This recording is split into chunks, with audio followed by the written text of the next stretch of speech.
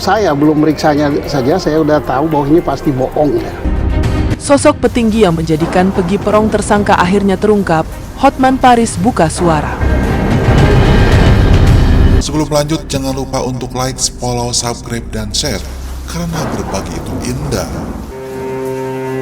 Halo, selamat datang di channel Suara Hati Sang Istri. Gimana kabarnya, sehat ya? Nah, kita kan masih mengikuti update perkembangannya, yaitu berita Vina pembunuhan di Cirebon. Ternyata kasus Vina di Cirebon ini, Hotman Paris usul Yusril Ihza Mahendra dan Otto Hasibuan jadi pengacara Peggy Setiawan. Ini update terbarunya.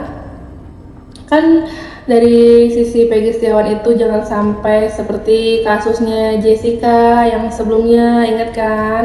Jangan sampai ini salah terdakwa gitu kan.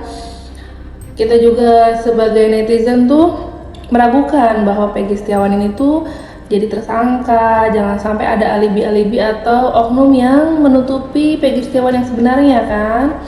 Pengacara kondang sekaligus kuasa hukum keluarga Vina Cirebon, Hotman Paris Hutapea, mengusulkan Yusril Ihza Mahendra dan Otto Hasibuan menjadi pengacara Peggy Setiawan. Hotman berpendapat bahwa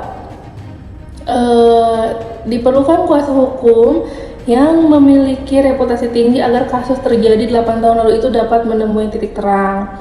Usul Hotman setelah melihat perhatian publik untuk mengetahui kebenaran dari kasus pembunuhan Vina Cirebon 2016, Hotman Paris mengusulkan ex-tim pengacara Prabowo di Mahkamah Konstitusi MK, yaitu Yusril Ihza Mahendra dan Otto Hasibuan, agar berkenan mau jadi pengacara Peggy agar benar-benar terbuka kasus ini agar masyarakat puas untuk mendapat jawabannya, kata Hotman Paris. Hotman mengatakan sarannya menjadikan Yusril dan Otto sebagai kuasa hukum dari Peggy Setiawan semata-mata untuk membuktikan apakah bersangkutan benar-benar DPO yang dicari selama ini, mengingat semenjak Peggy Setiawan ditangkap tim gabungan Polda Jabar, malam publik meragukan Peggy Setiawan pelaku kasus pembunuhan Vina Cirebon tersebut.